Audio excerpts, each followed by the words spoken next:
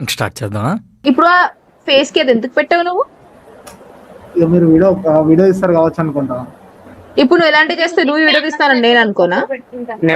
ఎత్తి నాకు నీ ఎక్స్ప్రెషన్ కనిపించకపోతే స్కిప్ చేస్తా. ఏమిటండి మీరు మాట్లాడేది? చేసిన నాకు పరగొడ ఫస్ట్. సరే బాయ్. సరే ఉంచుతాను.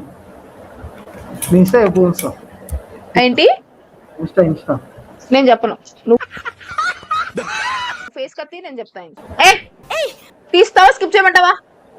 ఒక్క నిమిషం చేస్తా. నేను ఆగను. నేను ఎందుకు ఆగాలి?